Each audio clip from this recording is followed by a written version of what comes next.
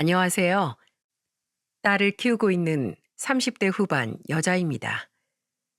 30대 초반에 결혼해서 남편과 딸을 키우면서 행복한 가정을 꾸리고 있어요. 남편도 시댁도 속 썩이는 사람 하나 없지만 제가 이런 사연을 쓰게 된 건 특별한 가족을 소개하고 싶어서랍니다. 늘 자식들과 며느리가 먼저인 저희 어머님은 참 존경받아 마땅한 분이세요.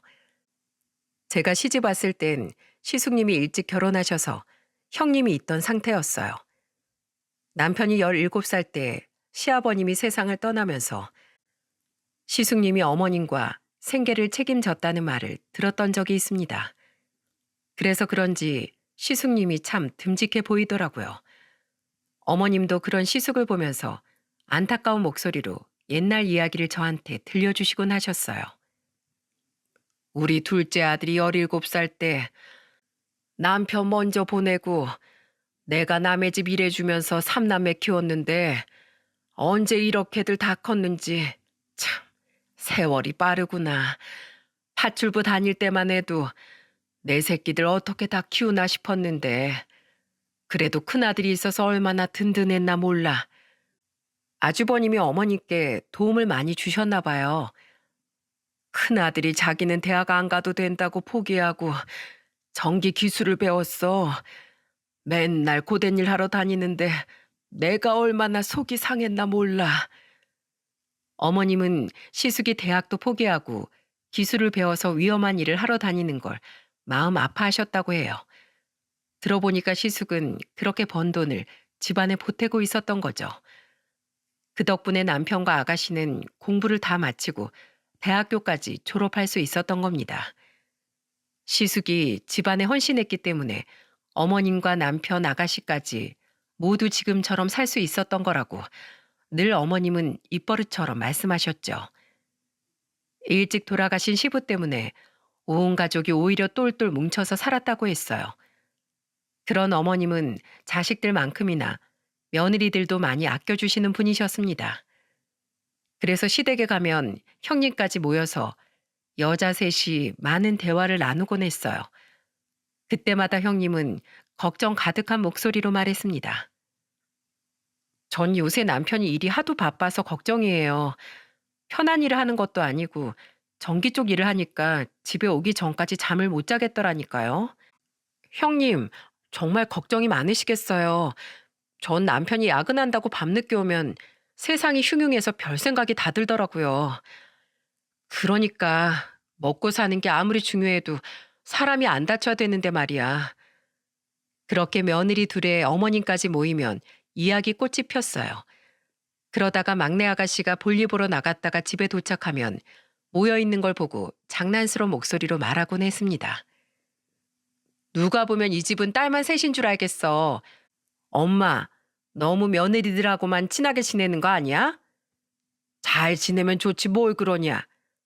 엄마 자꾸 그러면 막내딸 서운해요. 아가씨의 말에 저와 형님은 얼른 와서 같이 떠들자고 손짓을 했어요. 아가씨 성격이 애교가 많고 밝은 성격이라서 다 같이 모이면 이야기가 끊이질 않았습니다.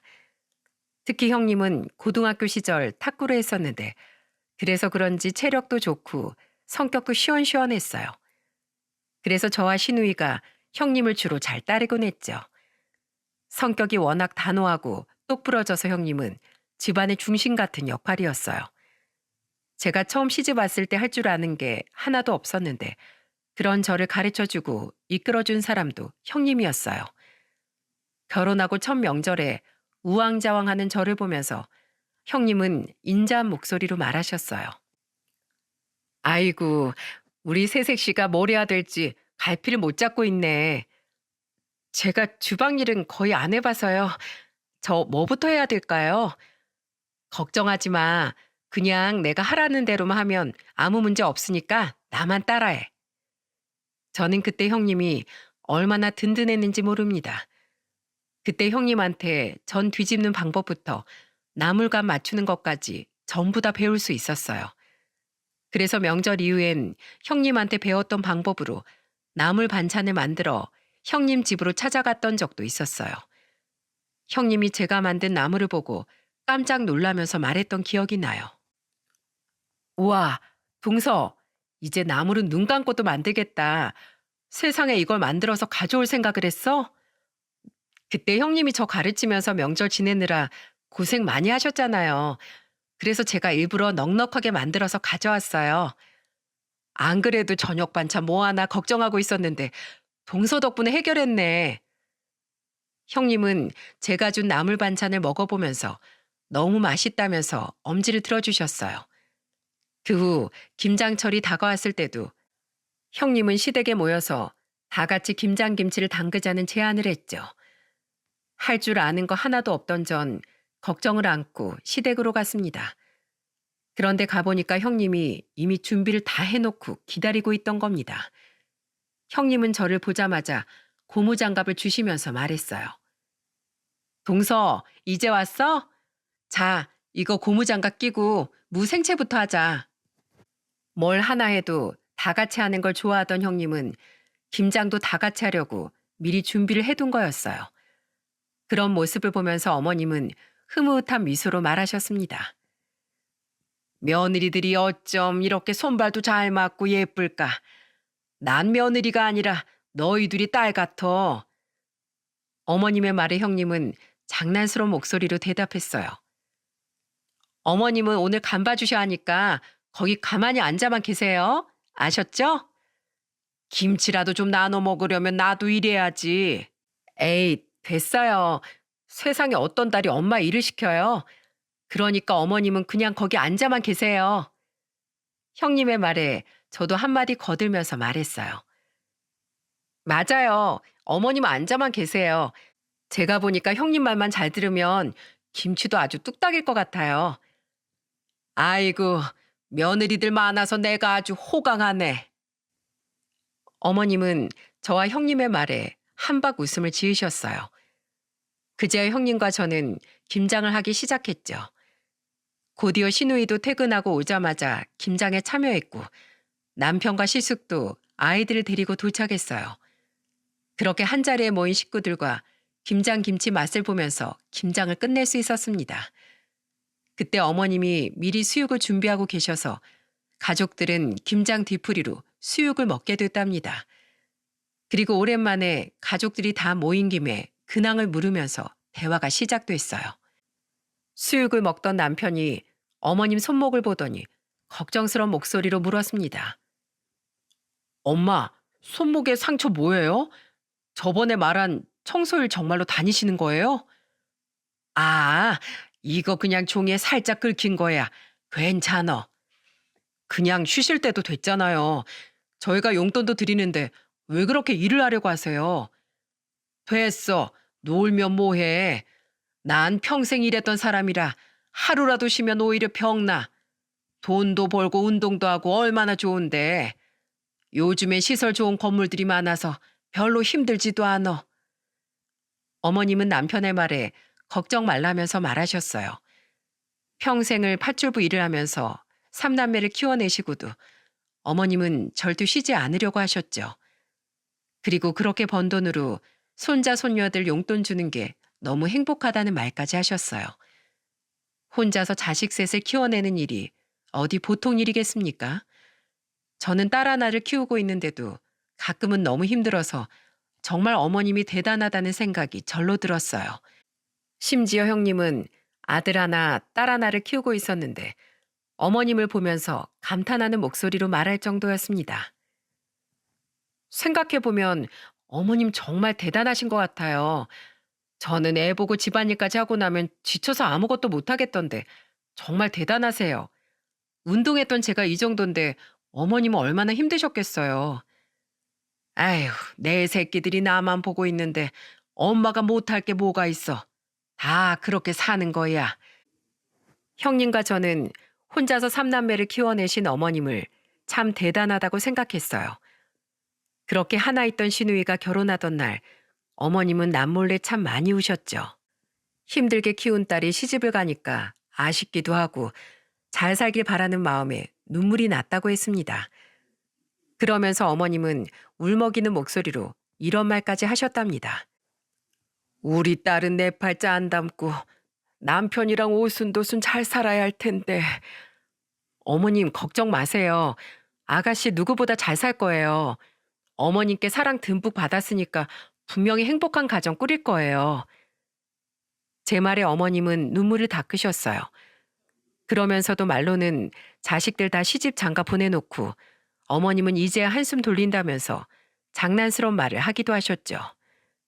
아가씨와 둘이 지내던 집에 어머님 혼자 계셔서 적적하실까봐 저와 형님이 애들을 데리고 자주 갔어요. 그때마다 어머님은 손주들을 보면서 말하셨습니다. 우리 손주들 쑥쑥 크는 거 보는 게 제일 좋아. 우리 며느리들이 아주 애들도 잘 키우고 야무지다니까. 어머님은 유일한 낙이 손주들 보는 거라면서 즐거워하셨죠. 그러던 어느 날 어머님이 60대 중반쯤 되던 해 갑자기 식구들을 모아놓고 뜬금없는 소리를 하셨어요.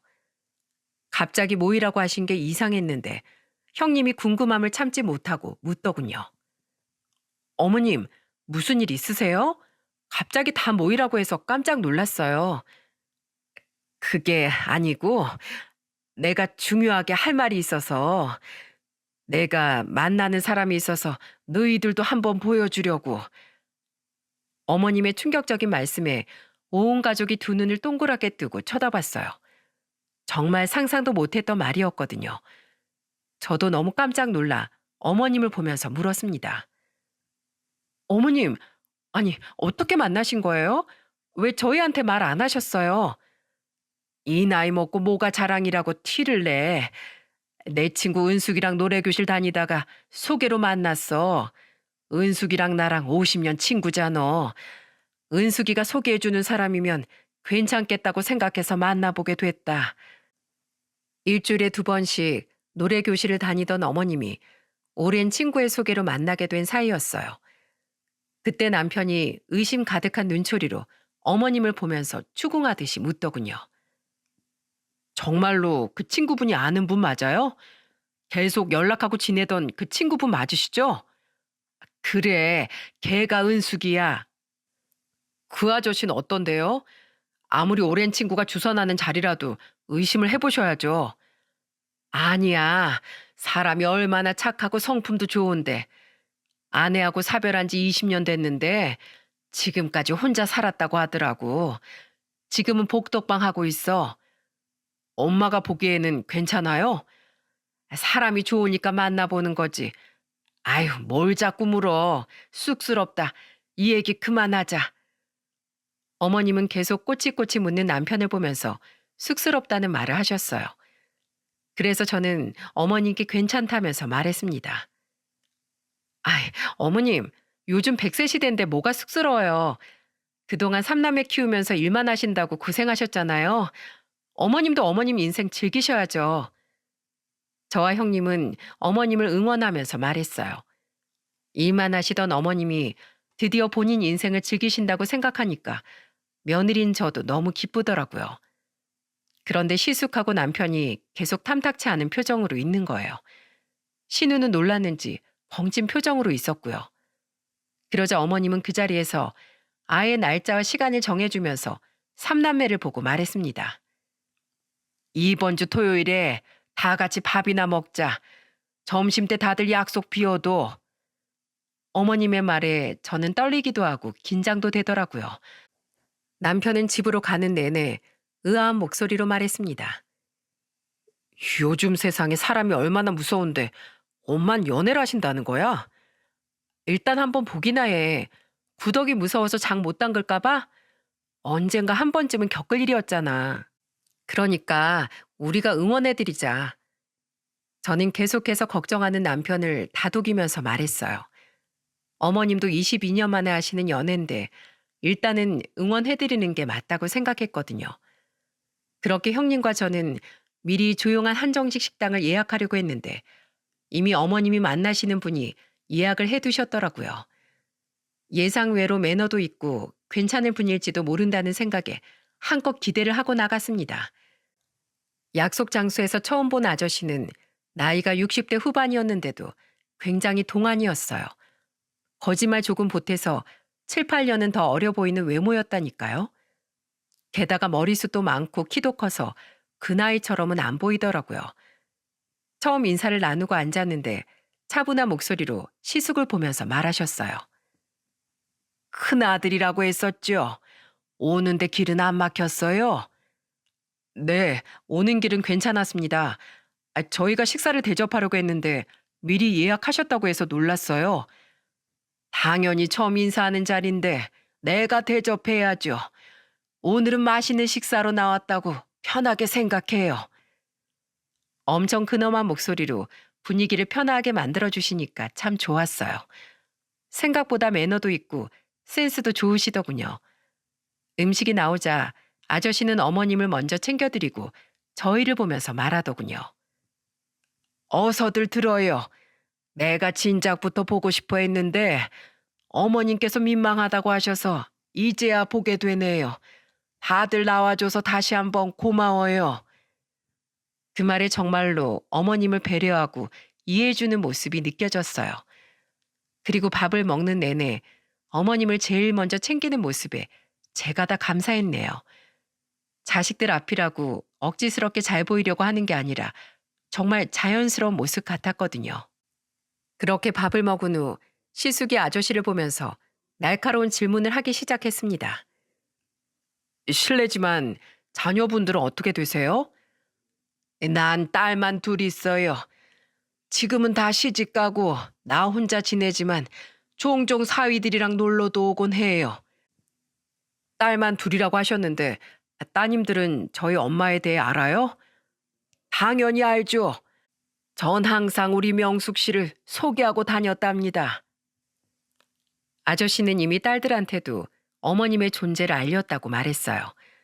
그러자 시숙은 또 한 번 날카로운 질문을 던지기 시작했습니다. 그럼 살고 계신 곳이 정확히 어디쯤이세요? 난 어머님 지내는 집에서 차로 20분 정도 떨어진 곳에 살고 있어요. 아, 그러셨구나. 그럼 복덕방은 어디쯤에 사시는데요? 집 근처에서 하고 있죠. 아드님이 엄마를 무척 아끼시나 봅니다. 그럼요. 엄마가 만나는 분이 어떤 분인지 이 장남이 알고 있어야죠. 시숙과 남편은 22년 만에 어머님이 만나는 분을 경계하듯 바라봤어요. 갑자기 어머님이 연애하신다니까 조심스럽게 생각한 것 같았습니다. 돌다리도 두드려보고 건너는 게 좋다고들 하니까 시숙과 남편도 이해는 갔어요.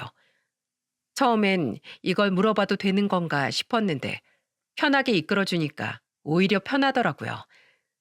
그렇게 시숙과 남편은 궁금했던 질문들을 다 털어놓고 나서야 자리가 끝이 났습니다.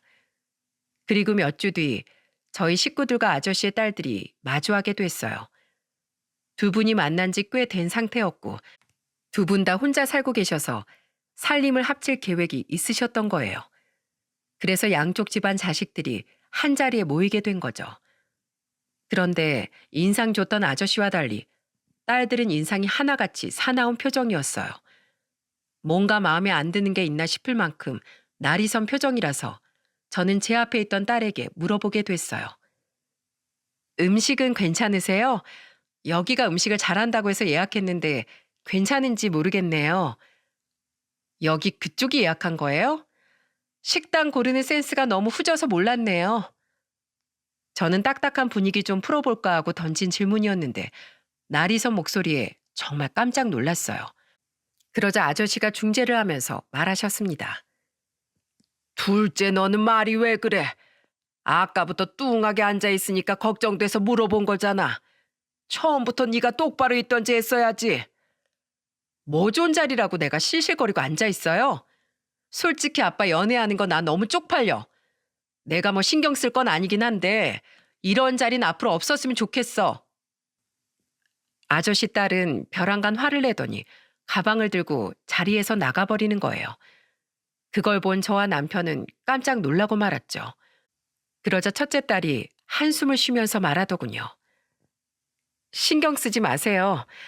제가 원래 성격이 할 말 못 참는 성격이라 그래요. 어차피 우리는 아버지 어떻게 사는지 잘 신경 안 쓰니까 걱정 마요. 어쩜 딸들이 다 말하는 게 이 모양인지 저는 듣고도 놀랐습니다. 솔직히 아저씨 인상만 보면 자식들도 다 성격이 서글서글 할 것 같았는데 정반대 성격이라서 너무 놀랐어요. 그런데 첫째 딸의 말을 들어보니까 두 딸이 다 결혼한 뒤로는 서로 왕래가 거의 없던 것 같더군요. 그래서 두 분만 서로 알콩달콩 잘 살면 된다는 생각에 딸들 성격이 사나운 건 개의치 않았어요. 오히려 남편은 그 말을 듣자마자 안심하듯 말하더군요. 그래, 차라리 까다로운 딸들이면 안 보고 사는 게 우리 엄마한텐 더 편하겠지.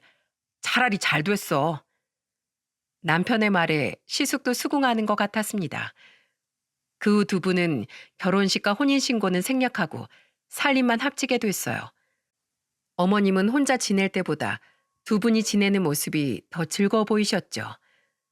두 분이 살림을 합친 첫 해에는 다 같이 가서 세배도 드렸어요. 다 같이 떡국을 먹고 있는데 갑자기 아저씨가 울먹거리는 목소리로 말하더군요. 집안이 이렇게 시끌벅적했던 게 얼마만인지 모르겠네. 다들 이렇게 와줘서 고마워. 제법 사이가 가까워졌다고 생각했는데 아저씨는 눈물까지 글썽이면서 고마워했어요. 정말 아저씨 딸들은 살림을 합친 뒤에도 전화만 가끔 할 뿐 직접 찾아오는 일은 드물었던 것 같습니다. 그런 딸들과 지내시다 이렇게 북적이는 걸 보고 얼마나 즐거우셨겠어요. 그래서 저와 형님이 일부러 음식도 많이 했는데 어머님은 그런 저희를 걱정하면서 주방까지 오셨어요. 아이고, 우리 며느리들 손 큰 것 좀 봐. 아니, 이걸 다 언제 먹으려고 다 준비했어? 에이, 어머님, 모자란 것보다 남는 게 나아요. 어머님이 깜짝 놀란 목소리로 소리치자 아저씨도 주방으로 오셨더군요. 그리고 저와 형님이 딱 해오신 걸 보더니 호탕하게 웃으면서 말하셨어요. 손 큰 며느리들 보기만 해도 배가 부르네. 역시 사위보다 며느리라니까.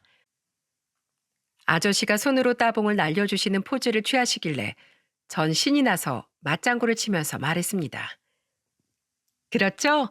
아저씨도 드셔야 하는데 많으면 많을수록 좋잖아요. 그럼 그렇고 말고. 그렇게 장난스러운 대화를 하다가 아저씨가 가시자 형님이 제 옆구리를 찌르면서 말했어요. 동서, 아저씨가 뭐야. 어머님 입장이 뭐가 되겠어. 그냥 아버님 부르면 될 걸 굳이 아저씨라고 해야겠어? 아버님이요? 우리가 계속 아저씨라고 하면 인정하지 않는 것 같잖아. 이미 살림도 합치셨는데 호칭이라도 제대로 해드리자. 그래서 저는 형님과 같이 호칭을 아버님이라고 부르기 시작했어요. 며느리들이 호칭을 아버님이라고 하니까 어머님은 내심 기뻐하는 눈치였죠. 하지만 시숙과 남편은 호칭 부르는 걸 아예 피하고 있었어요. 아버님과 남편이 대화하는 걸 들어보면 호칭이 다 빠져 있더라고요. 집을 나서면서 인사를 하는데도 남편은 두 분을 보면서 이런 식으로 인사를 했습니다. 저희는 이만 가볼게요. 그럼 어머님이랑 같이 푹 쉬세요. 그래. 조심해서 가거라. 남편은 어머님은 불러도 아버님은 절대 부르지 않고 노골적으로 피하더군요. 그 모습이 이해가 가기도 했어요. 17살 때 떠난 아버지의 자리를 어떻게 한순간에 채울 수 있겠습니까? 그래도 어머님께선 말년에 행복한 여자로 사시는 모습이 너무 보기 좋았어요. 형님과 저는 어머님이 꽃처럼 예쁜 인생을 살기만을 바랬죠. 그렇게 한 2년 동안 너무나 행복한 어머님 모습을 보고 살았던 것 같아요. 그런데 어느 시점부터인가 어머님이 조금 이상하게 느껴졌어요. 아무래도 두 분이 살림을 합친 뒤부터는 자주 보진 못해도 종종 연락은 하고 지냈는데 점점 어머님이 연락이 안 되는 거예요. 그래서 슬슬 걱정되던 찰나에 어머님께서 전화를 해주셨더라고요. 둘째야, 잘 지내? 별일은 없지? 네, 그럼요. 어머님은 잘 지내세요? 요새 통 전화도 안 받으시고 무슨 일 있으세요? 아니야. 전화 벨소리 못 들어서 그런가. 전화가 온지도 몰랐네. 어머님, 병원에는 가보셨어요? 목소리 힘도 하나도 없으시고 그러다 정말 병나시겠어요. 벌써 병원 갔다 왔어. 근데 둘째야, 내가 뭐 하나 부탁을 해도 되겠니? 아, 네, 어머님 말씀하세요. 내가 비상금이 좀 필요한데 혹시 나한테 1,000만 원만 좀 빌려줄 수 있을까? 1,000만 원이요? 어, 갑자기 급한 게 좀 필요해서 그래. 난처한 목소리로 부탁하는 어머님이 저는 의아했어요. 도대체 얼마나 큰 돈이 필요하길래 저한테까지 1,000만 원이나 빌리려고 하시나 싶었거든요. 평생 한 번도 쉬지 않고 돈만 버셨던 어머님은 모아둔 돈도 꽤 있는 걸로 알고 있었어요. 분명 1,000만 원 정도는 충분히 있으실 텐데 정말 급한 일이 생겼나 싶었죠. 그래서 저는 어머니께 걱정 말라면서 말했어요. 그럼요. 어머님 용돈 보내드리던 계좌로 보내드리면 되는 거죠? 제가 남편한테 말하고 바로 보내드릴게요. 그래, 고맙다. 처음으로 저희한테 손을 벌리시는 어머님이 이상하긴 했어요. 그래도 남편은 어머님이 평소에 한 번도 도와달라고 하시는 분이 아닌데 우리한테까지 부탁할 정도면 정말 급한 일 같다면서 어머니께 1,000만 원을 송금해 드렸어요. 그런데 며칠 뒤 형님과 둘이 밥을 먹게 됐는데 거기서 저는 형님의 말에 깜짝 놀라고 말았습니다. 형님과 대화하다가 어머님 이야기가 나왔는데 형님이 저한테 궁금한 표정으로 묻더군요. 동서, 혹시 어머님한테 전화 받은 적 있어? 네, 며칠 전에 전화 오긴 하셨어요. 그래, 혹시 어머님이 좀 돈 빌려달라고 말하지 않으셔? 어떻게 하셨어요? 저한테 1,000만 원 빌려달라고 하셔서 남편이 1,000만 원 보내드렸거든요. 정말? 나한텐 2,000만 원 빌려달라고 하시더라고. 네? 2,000만 원이요? 그래서 보내주셨어요? 당연하지. 어머님이 우리한테 손 벌릴 분이 아니시잖아. 그래서 남편이 바로 2,000만 원 보내드렸지. 아니, 근데 그러고도 동서한테 또 1,000만 원을 빌리신 거야? 이거 좀 이상하지 않아? 어머님이 대체 그 큰 돈이 어디에 필요하신 거야? 그래도 별일 없겠죠. 어머님 현명하시고 똑똑한 분이시잖아요. 형님은 아무래도 어머님이 이상하다면서 말하기 시작했어요. 평소 시숙이 전기 기술자로 일하면서 돈을 꽤 많이 벌고 있었기 때문에 형님한테는 2,000만 원이나 빌려가신 것 같았습니다. 솔직히 3,000만 원이나 어머님이 어디에 필요할까 참 의아했어요. 그래도 어머님이 돈을 막 쓰는 분이 아니니까 전 정말로 급한 일이 있을 거라고 믿었습니다. 그런데 한 달 뒤 형님한테서 다급한 전화가 걸려온 거예요. 동서, 어머님한테 또 전화가 왔어. 정말요? 어머님 요새 전화도 잘 안 받으시던데 전화가 형님한테 온 거예요? 그렇다니까. 근데 어머님이 그때 2,000만 원 빌려가시고 또 3,000만 원을 또 빌려달라고 하시더라니까. 이거 좀 이상하지 않아? 내가 무슨 일이냐고 물어도 그냥 급한 일이라고만 하시니까 나도 진짜 답답해 죽겠어. 어머, 3,000만 원을 또 빌려달라고 하셨다고요? 그래서 형님은 어떻게 하셨어요? 남편이 3,000만 원 보내드렸지. 우리 남편 어머님 일이라면 자다가도 벌떡 일어나는 사람이잖아. 근데 난 계속 찜찜한 거야. 평소에 돈 안 쓰던 분이니까 너무 걱정되더라니까. 동선 안 그래? 그래도 현명한 분이니까 괜찮을 거예요. 저는 형님 전화에 정말 깜짝 놀랐어요. 아무래도 저와 남편은 일반 월급쟁이라 대출금 내고 살기도 벅차서 어머님이 시숙님께 전화를 했던 것 같았습니다. 시숙이 전기 기술자로 일해서 넉넉하게 사는 편이었거든요. 그런데 정말 안 그러던 사람이 계속 돈을 빌리니까 너무 찜찜한 거예요. 형님과 저는 계속 찜찜한 마음이 들었지만 뚜렷한 물증이 없어서 괜찮을 거라고 생각을 정리하려고 했어요. 하지만 그 후 저와 형님이 마주한 현실은 생각보다 더 충격적이었습니다. 곧 있으면 명절이 다가오는데 어머님이 계속해서 연락이 닿질 않았어요. 그래서 저는 답답한 마음에 여러 차례 전화 시도를 했었죠.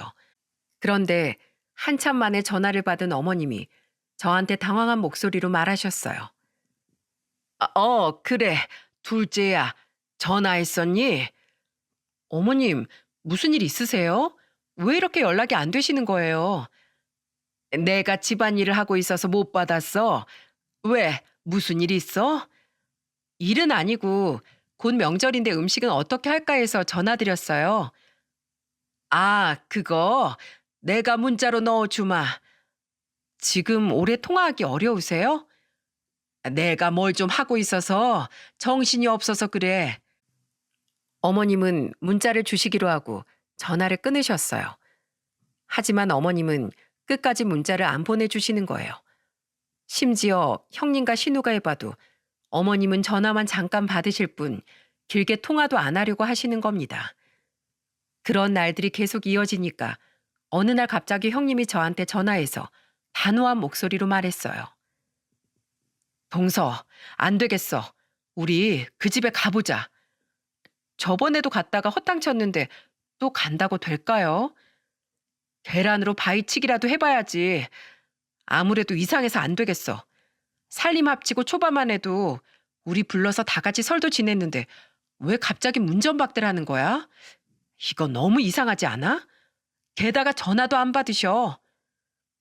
형님은 아무래도 어머님이 이상하다고 아예 집으로 무작정 가보자고 했어요.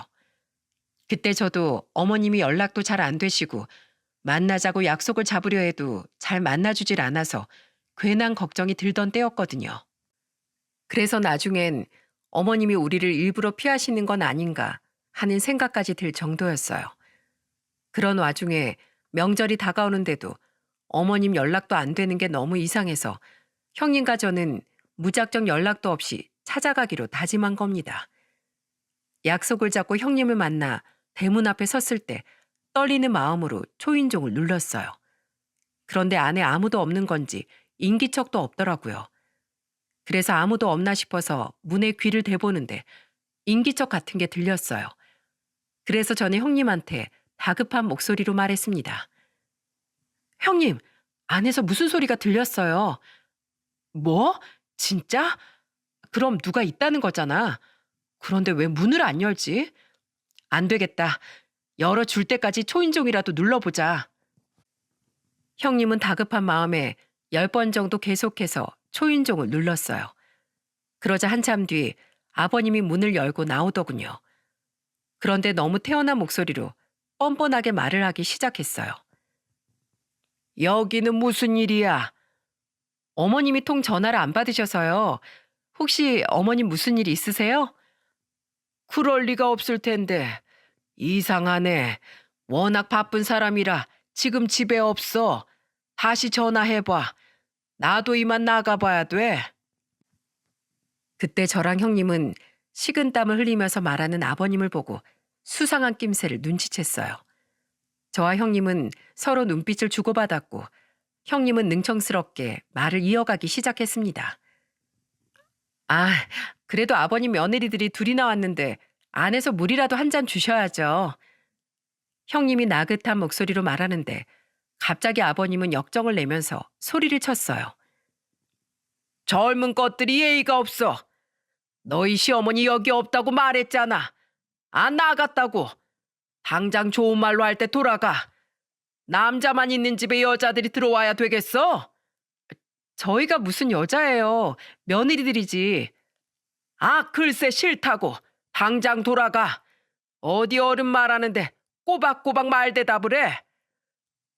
별 말도 안 했는데 역정을 내면서 화내는 모습이 더 수상해 보이기 시작했습니다. 그 순간 확실히 뭔가 있다는 생각이 든 저와 형님은 서로 눈치를 보다가 냅다 안으로 밀고 들어갔어요. 형님은 문틈을 막고 서 있는 아버님을 비집고 들어가면서 소리쳤습니다. 그러니까 저희가 물 한 잔만 마시겠다고 했잖아요. 아, 좀 비켜보세요. 형님은 문틈을 비집고 들어가려고 안간힘을 썼고 저는 그런 형님을 뒤에서 밀면서 같이 들어갔습니다. 그런 저희를 보면서 뒤에서 아버님이 소리를 쳤어요. 이리 안 나와? 아, 여기 없다니까. 저희를 뜯어말리는 아버님 손길에도 저와 형님은 기어코 집 안으로 들어가는데 성공했어요. 그리고 저희가 안에 들어갔을 때는 어머님이 평소에 자주 신던 신발이 신발장에 벗겨져 있더군요. 이렇게 집안에 신발까지 떡하니 있는데 없다고 하는 게 이상해서 저는 집안을 살펴보기 시작했습니다.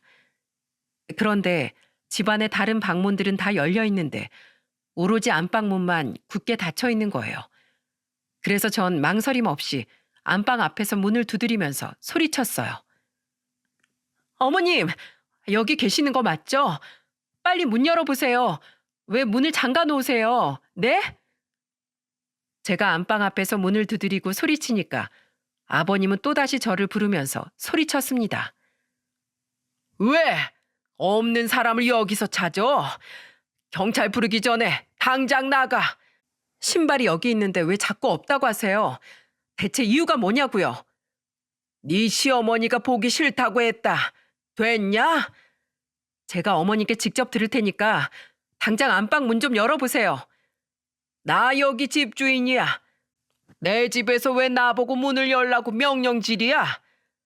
주거 침입으로 경찰 부르세요. 어디 불러보시라고요. 오늘 여기서 어머님 얼굴 확인하기 전까지 저 한 발자국도 못 나가요. 저는 절대 그냥 못 나간다면서 소리쳤습니다. 그렇게 형님과 같이 아버님을 상대로 실랑이를 벌이고 있는데 굳게 닫혀있던 안방문이 열리는 게 아니겠어요? 그리고 문틈 사이로 나오는 어머님의 모습을 보고 저는 입을 다물지 못했습니다. 그동안 어머님은 굉장히 살도 많이 빠져 있었고 단발이었던 머리도 커트로 짧게 자른 상태였어요.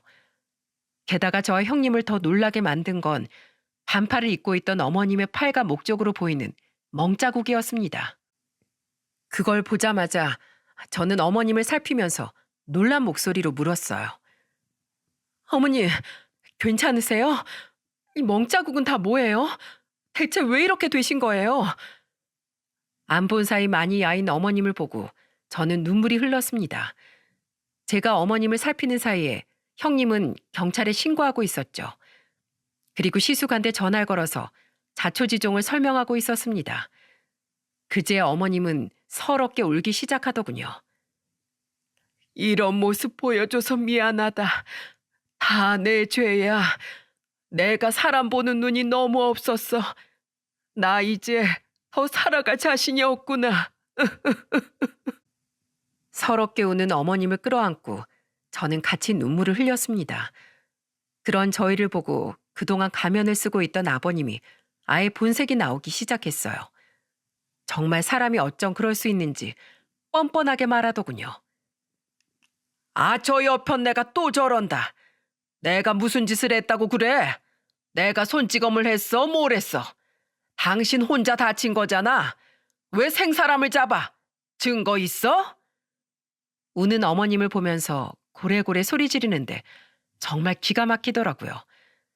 저런 사람을 아버님이라고 부르고 살았다니 제 혀를 뽑고 싶을 정도였습니다. 그때 형님이 아저씨를 보고 소리쳤어요. 어디서 소리를 질러요?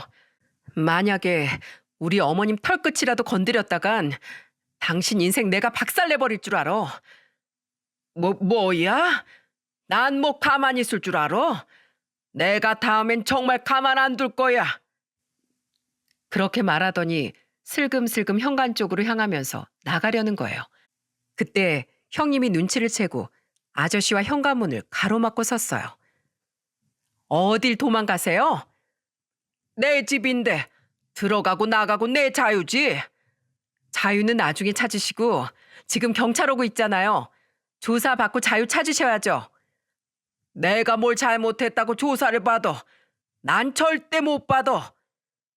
그 순간 아저씨가 형님을 밀치려고 나가려는데 형님은 현관 문짝을 잡고 버텼어요. 그리고 힘으로 안 될 것 같았는지 냅다 다리를 붙잡기 시작한 겁니다. 그러면서 형님은 악을 쓰면서 소리쳤어요. 못 가. 여기서 나가려면 나 밟고 가. 절대 못 나가. 놔! 이거 놓으라고! 형님한테 발목을 잡혀서 빠져나가려고 안간힘을 썼지만 쉽게 나올 수가 없었어요. 그때 저도 다른 발을 잡고 늘어지기 시작했죠. 그러자 아저씨가 답답해서 소리치기 시작했습니다. 이 미친 것들이 정신이 나갔나? 아니, 대체 왜 이래? 아유, 이 거머리 같은 것들아. 나 다리 아파. 내 다리 좀 놔. 어머님은 울고 계시고 저랑 형님은 다리를 붙잡은 채 실랑이를 벌이고 있었어요. 그야말로 개판인 상황에 드디어 경찰이 도착한 겁니다. 어느 분이 신고하신 건가요? 그때 형님은 경찰을 보자마자 반가움에 소리쳤어요. 네, 저요. 제가 신고했어요. 저희 어머님 좀 보세요. 저렇게 만든 사람이 바로 이 사람이에요. 그 순간 아저씨는 억울하다면서 경찰을 보고 말하더군요. 다 모함이에요. 전 그런 적 없습니다. 이 미친 여자들이 지금 쇼하는 거라고요. 그러자 그때였습니다. 구석에서 울고 계시던 어머님이 눈물을 뚝뚝 흘리시면서 화난 목소리로 소리치기 시작했습니다. 누가 미친 것들이야. 네가 그러고도 사람이야? 나한테 돈 만들어 오라고 협박했었잖아. 내 머리카락 이렇게 만든 것도 너잖아. 지금까지 저 사람한테 감금 당하고 있었어요. 빨리 잡아가세요. 제발 살려주세요. 어머님이 절규하면서 털어놓은 사실에 정말 경악했습니다. 지금까지 연락도 잘 안 되고 얼굴도 한번 제대로 못 봤던 게 다 감금을 당하고 있어서 그랬다는 겁니다. 그러자 경찰도 놀라서 어머님을 부축하면서 묻기 시작했어요. 어머님, 우선 진정하시고 천천히 한번 말해보세요. 내가 헤어지려고 몇 번이고 이렇게 말했는데 절대 날 보낼 수 없다고 하면서 일도 안 나가고 계속 절 옆에서 감시했어요. 제발 저 좀 살려주세요. 손까지 떨면서 소리치는 어머님을 보면서 정말 가슴이 무너지는 것 같았어요. 그리고 그 순간 시숙님이 허겁지겁 달려오는 소리가 들렸습니다. 바닥에 벌벌 떨면서 주저앉은 어머님을 부축하면서 소리쳤어요. 어머니, 이게 무슨 일이세요? 진정하세요. 다 제 잘못이에요. 정말 죄송해요. 장남이 어머니를 지켜드리지 못하고 죄송해요. 내가 미안하다. 내가 미안해. 어머님은 시숙님한테 안겨서 목 놓아 우셨습니다. 저희는 놀란 가슴을 진정시키고 다 같이 병원으로 어머님을 모셨어요. 그리고 아가씨는 뒤늦게 소식을 듣고 병원으로 왔습니다. 자식들이 모두 도착하자 어머님은 울먹이면서 말하셨습니다. 며느리들이랑 사위, 그리고 우리 두 아들, 예쁜 딸까지 이렇게 보니까 나 너무 꿈만 같구나. 너희들 못 볼까봐 너무 무서웠다. 그러자 아가씨가 놀란 목소리로 소리쳤어요. 아니야, 엄마.